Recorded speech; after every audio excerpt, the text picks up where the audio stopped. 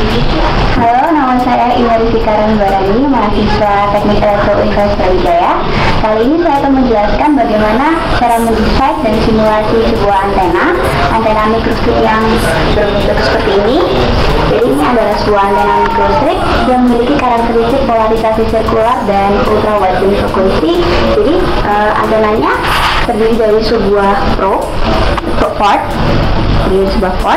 kemudian di sini ada sebuah ground plane-nya memiliki jari-jari sekitar 3,6 cm atau 36 mm. Kemudian ada slot yang berbentuk rugby ball, dan juga ada horizontal stop-nya.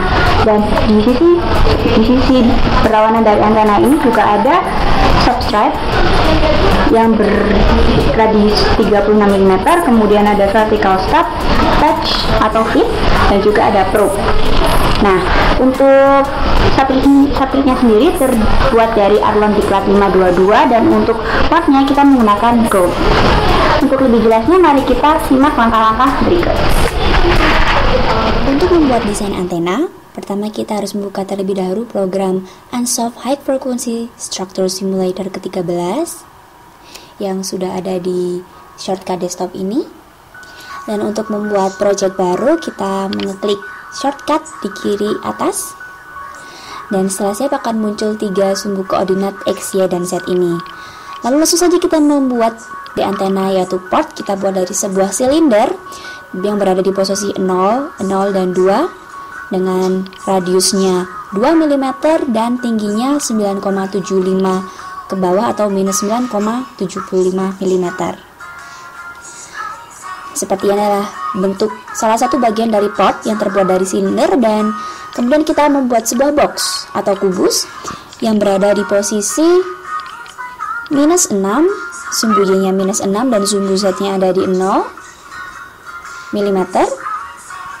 Dan untuk ukurannya X size 12 mm, Y size-nya 12, dan Z size-nya 2.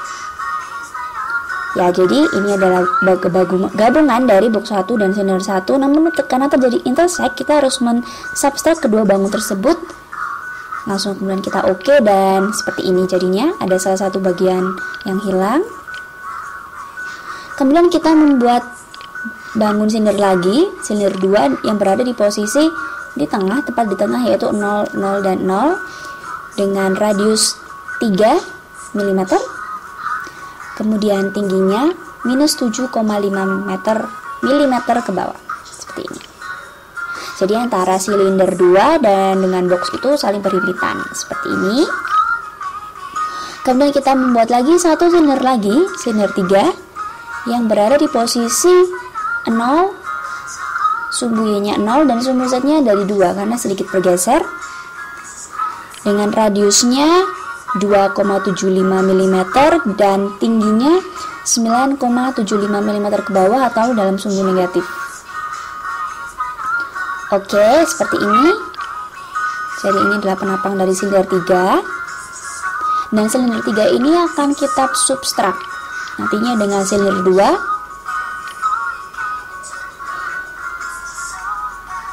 Karena terjadi intersect, karena saling berhimpitan, jadi kita subtrak. Langsung saja di OK, seperti ini. Ya, jadi ada salah satu bagian yang hilang, dan hasil substraknya adalah seperti ini. Kemudian kita buat lagi silinder 4. Silinder 4 ini berada di posisi 0, 0, dan 4. Lalu radiusnya 2 mm dan tingginya minus 11,75 mm. Oke, siap. Seperti ini, silinder 4 berada di tengah dari portnya. Ini adalah tampilan secara keseluruhan dari port yang kita buat. Dan kita akan menambah lagi satu silinder 5 yang berada di posisi sumbu X dan Y-nya 0 dan sumbu Z-nya ada di posisi 5. Jadi berada di lebih atas. Dengan radiusnya kecil 0,635 mm dan tingginya lebih tinggi dari keseluruhan bentuk port, yaitu minus 12,75. Jadi dia berada di tengah seperti ini. Ini merupakan bagian inti dari portnya. Dan silinder 4 dan silinder 5 ini akan kita substrak. Oke, seperti ini. Jadi ketika kita melihat bentuk penampangnya nanti akan terdapat lubang, ya, seperti ini. Dan lubang ini akan kita isi lagi dengan sebuah silinder yang berada di posisi 0, sumbu X0, sumbu Y0, dan sumbu Z-nya 5, dengan radiusnya sama seperti lubang tadi, yaitu 0,635, dan tingginya minus 12,5 mm.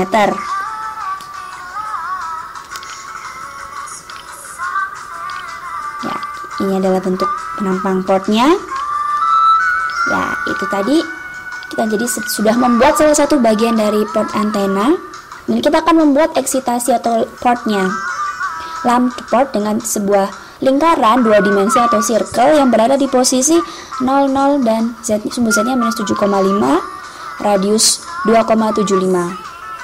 Ini akan kita fungsikan sebagai sebuah port, ya, jadi berada di bagian bawah dari portnya. Klik kanan assign boundary excitation, dan kita akan menentukan titik dari port ini. Kita zoom supaya lebih jelas, dan kita langsung tentukan titiknya dari luar, dari titik terluar dari portnya ke dalam.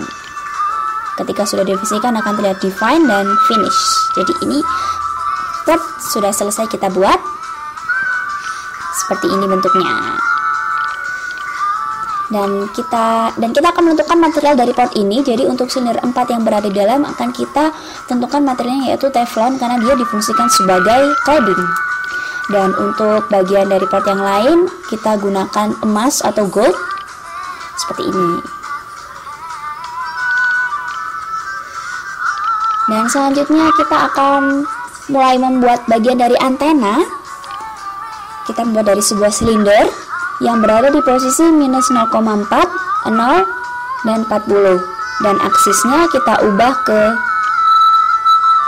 X dan dengan radius 36 dan tingginya 0,8 mm, jadi sangat tipis, dan ini sangat ideal untuk antena. Jadi seperti ini penampangnya. Ini akan kita fungsikan sebagai substratnya. Namun karena di sini terjadi intersect antara silinder 7 dan silinder 6, maka kita harus mensubstrak keduanya. Kita substrak dengan yang bagian yang blank part adalah silinder 6, jadi kita tukar terlebih dahulu. Oke, seperti ini. Jangan lupa di clone agar salah satu bidangnya tidak hilang. Jadi untuk lebih jelasnya coba kita lihat seperti ini. Dan selanjutnya kita membuat ground plane yang dibuat dari circle atau lingkaran dengan berada di posisi minus 0,4, 0, dan 40 mm. Dan sumbu aksisnya kita ganti X dengan radius 36. Jadi ini berada di substratnya, menempel, ground plane menempel di substrat seperti ini di bagian salah satu sisi dari ground plane-nya.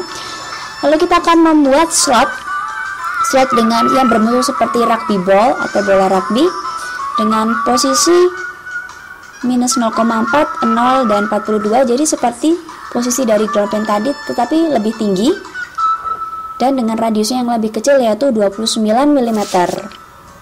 Seperti ini. Dan kemudian kita akan mensubstrak circle 2 and circle 3 ini agar terdapat lubang.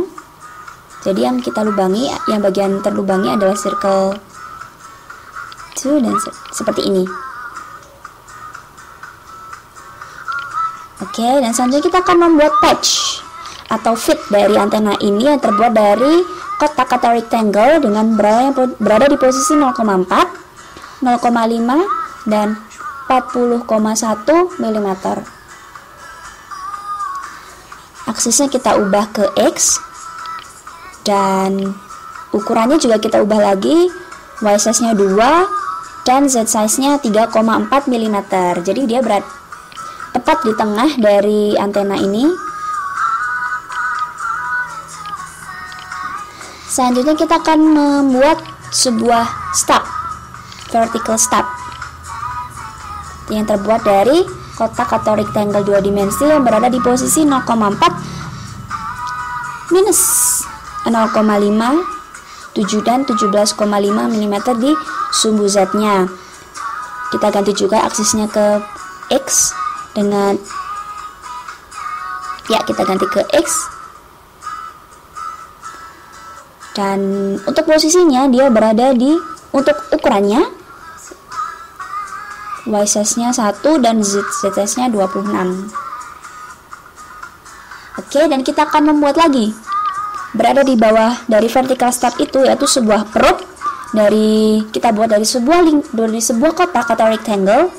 Posisinya 0,4, posisi sumbu Y-nya minus 0,2 dan Z-nya 4. Aksisnya kita ganti X, dan untuk ukurannya kita akan kita ubah ke 0,4 dan 13,5 mm. Namun di sini akan terdapat kesalahan, jadi kita ubah lagi jadi 0,4 dan 13,5 mm. Masih salah juga, jadi kita ubah lagi. Sepertinya ini sudah yang benar, 0,4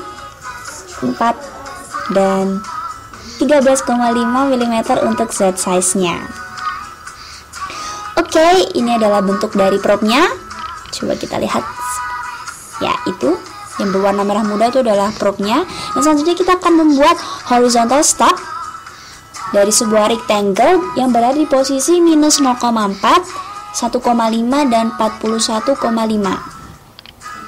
Aksesnya kita ganti ke X, jadi ini adalah sebuah stub yang dalam arah horizontal. Tadi sebelumnya kita telah membuat vertical stub, kita akan membuat horizontal stub yang berada di sisi lain dari ground plane dengan Y size-nya minus 29 dan Z size-nya 3,8. Jadi kalau kita lihat dari penopang secara keseluruhan, ya, ini adalah horizontal stub-nya berada di sisi lain dari ground plane-nya, jadi berlawanan sisi dengan vertical stub yang telah kita buat sebelumnya.